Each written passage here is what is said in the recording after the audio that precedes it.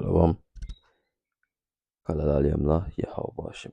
Kalal Yamla Yahawashim Yahushai Bashim Kodash. Double honors to the apostles of Great Millstone. Shalom to the Akim pushing this road.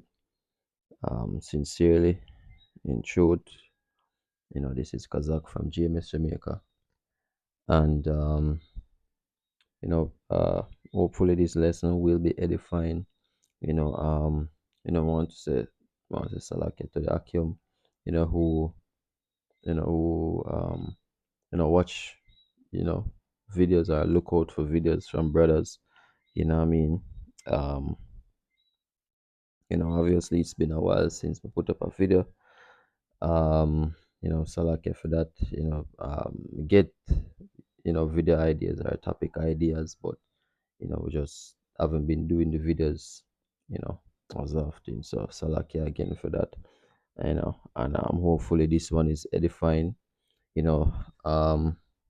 So we just want kind of speak on the current situation that's going on right now, as it pertains to the main thing I really want to talk about is the repercussions of what take place in the Middle East between Iran, US and Israel, and all of the other countries that we know say this is the starting point of the war of Armageddon, the starting point of salvation, deliverance, you know, the starting point of you know the nations being gathered together in the valley of Jehoshaphat, to be judged by Yahweh Hashem Yahushai. So, I want to start with a precept here. This is Luke 21. Luke 21 and verse 26. And it says, men's heart failing them for fear and for looking after those things which are coming on the earth, for the powers of heaven shall be shaken, and then shall they see the Son of Man coming in a cloud with power and great glory.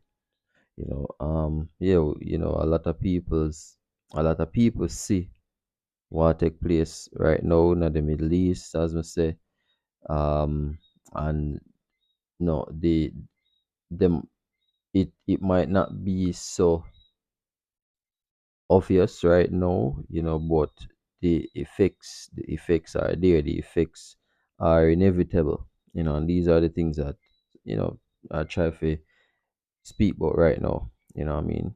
I will try to make it as short as possible as well, so we not end up a rant, not rant, but just a ramble on too much.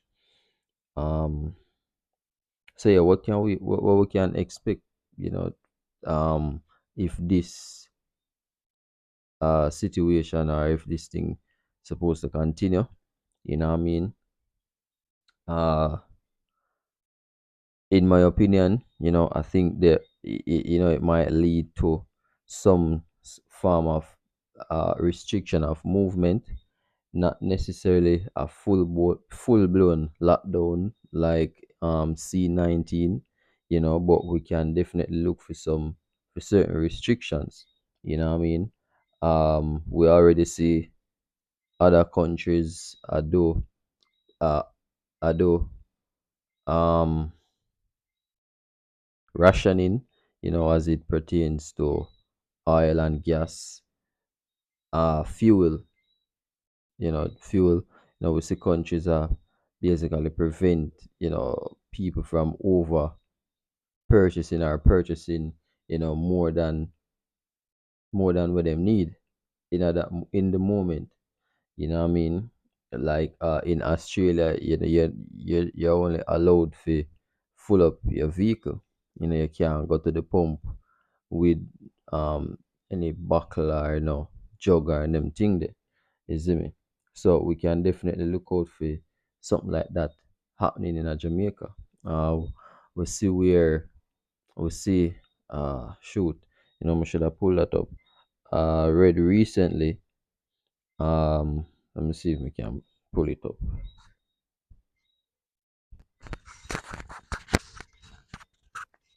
All right, see there. So, the brother now posts the piece of information here from Jamaica Gleaner. And as I can see, um, it basically showing how much the prices for certain fuel basically gone up in a Jamaica. You know what I mean?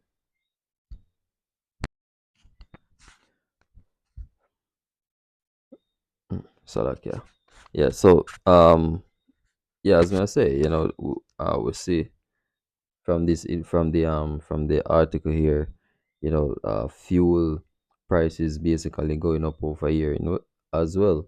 So and as we said before, if this thing continue, this conflict continue, we're only gonna see it going up more and more.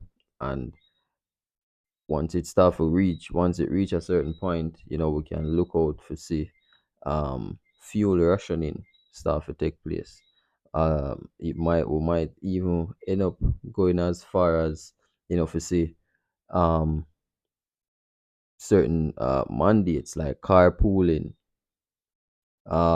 only public transportation might be available in certain areas. We might see shorter school week, shorter work days. Um, we might see certain industries go back to the work from home format. You know, these are the things that you know are possible in a situation like this. And but not only that, but also um, was as it pertains to sustenance like food, clothing, shelter.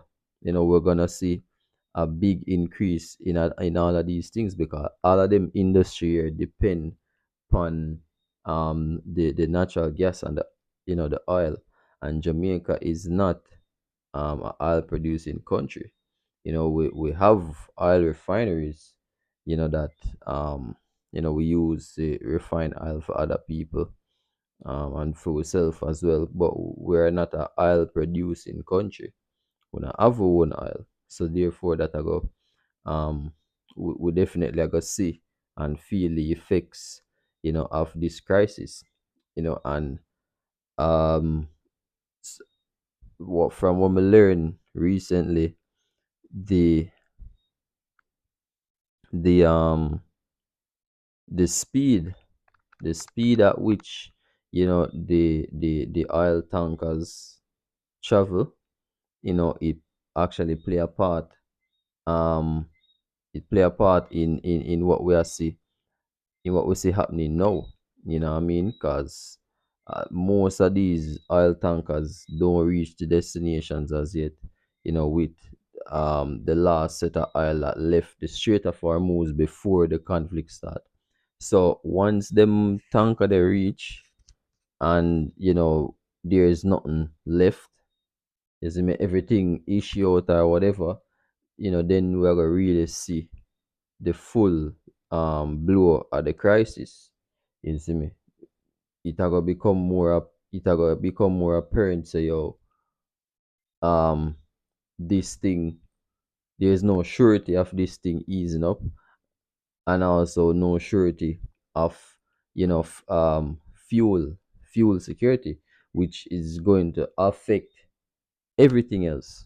You know what I mean?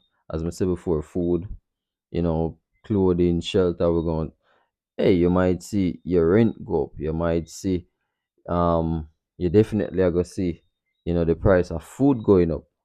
You see me? Whether it is food in the stores or in the markets from the farmers, because a lot of farmers still rely on certain machinery in order to do the farming, to do them farming, and not every farmer farm by hand. You see me? As a matter of fact, I don't think any farmer will do like big scale farming, large farming. You see me? Though them have to rely on some form of machinery. You see me? Um, the same goes for the supermarket them. And i- and on the topic of farmers, still, you see me? The not just the machinery where them use for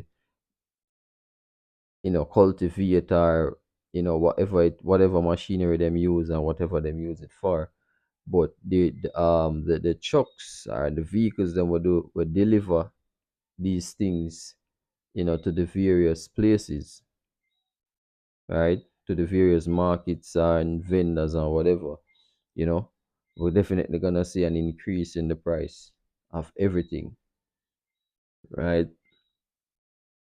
Whether it is imported or homegrown. And there is not a lot of farming that take place in Jamaica for we even produce enough homegrown food to sustain the country like that. See, so I'm gonna get another precept here, so I'll go um freeze it, Ecclesiastes, no. Ecclesiastes 12 and verse 3.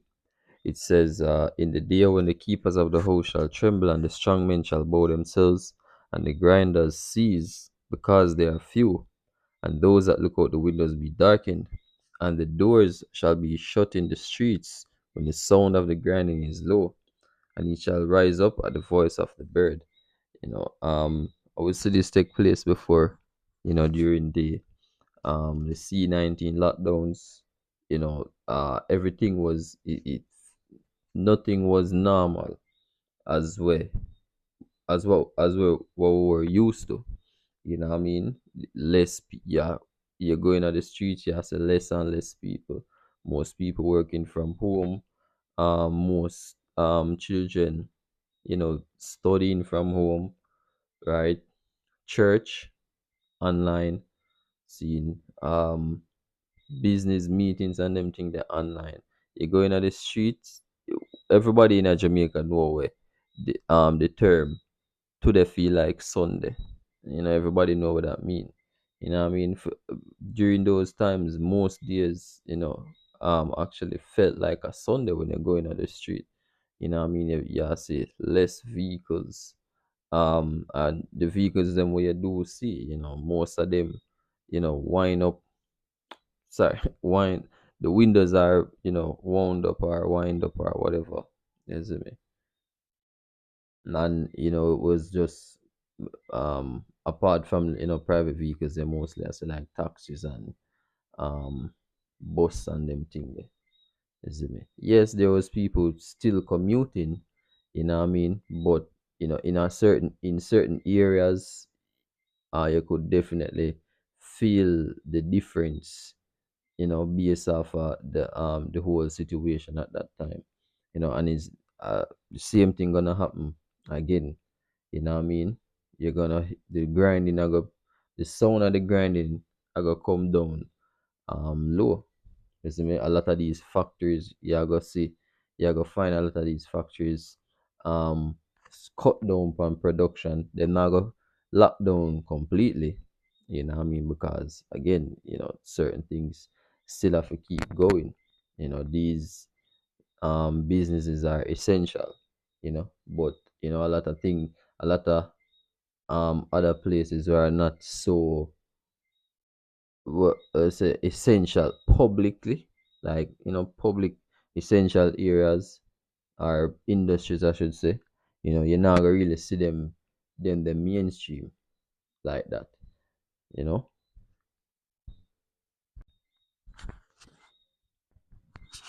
right? So going back to the point of me that say the points that I was trying to bring out for this specific video.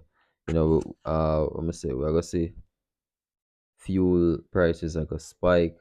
The government definitely are gonna come out, upon a save energy campaign. Them are gonna start to encourage carpooling, fuel conservation, or turn off your fan, turn off your light, um, shut off your car, try to use less AC, speed limit I go, a lot of steps are gonna get taken to, ensure, say, um for basically, try to get some form of longevity out of this, fuel crisis. um and this can definitely this will definitely, um put more control in the hands of the government, because as I said, these them can definitely put uh certain stringent, certain penalties, along with these measures, as I say, fi preserve fuel. I mean, them definitely gonna put certain penalties with this. Say if you find violating any of these penalties, it can really cost you. I mean, another thing where them can push this situation is the NIDS. What I mean? This can definitely become a thing for push the NIDS. Um, I will see over the years, governments like to use certain things to push across them agenda. Coming from, a direct quote coming from these men during C-19 was that you can't make a good crisis go to waste. So them definitely gonna use this crisis for push forward certain agendas. And we know, so yo, for we out here in Jamaica, one of them agenda there is definitely the NIDS. Right. So yeah, and another thing what can happen as well, you know, um, in terms of even the food shortage, with there's a lot of low income um areas, communities in Jamaica. Them definitely gonna feel the shortages first when it come, because what's gonna cause the shortage? Well, prices are gonna go up, certain things are gonna become, scarce. Them will have the money, I go buy in a bulk, I try for stock up, even if the government say, yo, don't do that, rate it, hey, definitely I gonna have people still I go buy, I go overbuy, you know, and a lot of people in the lower income areas, them definitely I go feel it, them I go feel it first. Everything them I go feel first, so you know what I mean. Most of them I go, as I say, them have lower, them have the lower income, so this situation can actually put them in a state where them income become even smaller. You know what I mean? So now them are gonna end up buying, only able to buy less, seen, which can definitely will definitely cause, tension. Yeah, it's a dire situation. It's a dire situation, and as the scripture say, first precept when we read, what I mean, tell us, say how men's heart feeling them for things them what them might experience on the earth. What I mean, perplexity. Let me go back. I don't think we did actually read the entire precept. I'm gonna go back to it. Luke,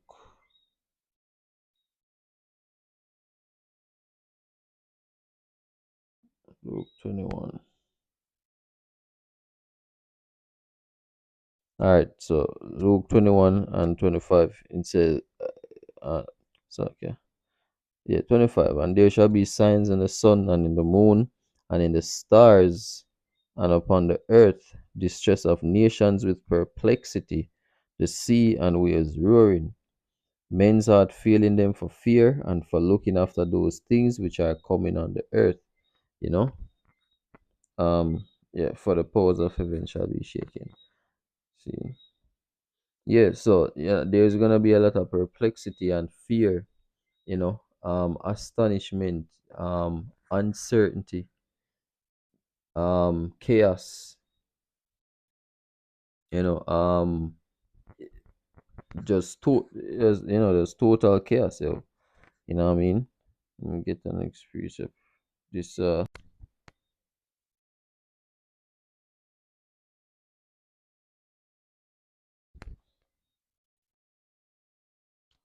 So it's a second Ezra 15 and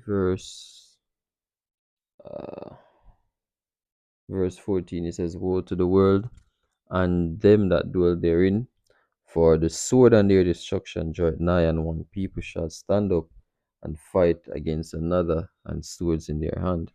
Yeah, this is definitely gonna take place, all over the world actually. Jamaica, America, the Caribbean, Europe, everywhere, anywhere, everywhere you look, this definitely gonna take place. I got people, basically a fight one another, whether it is for um power, resources, whatever it may be, protecting themselves, you name it. All right. It says, "For there shall be sedition among men, and invading one another. They shall not regard their kings nor princes, and the course of their actions shall stand in their power." Yeah, sedition meaning people not gonna really care about the government anymore. Yeah, I got people coming up against the government, you know. Just like how you had in a 20 uh I don't even remember what year, when them storm the capital, what I mean? You're gonna have people just storming um whatever government building or government, office where them can find them. I'm gonna storm them places there.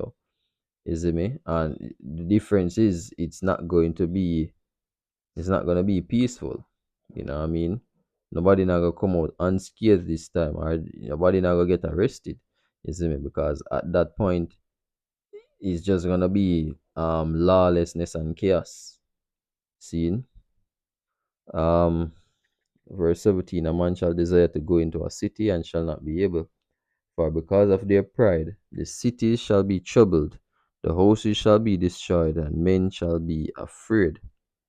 A man shall have no pity upon his neighbor, but shall destroy their houses with the sword and spoil their goods." Yeah, just as I said before, with the eventual lack of bread, lack of resources.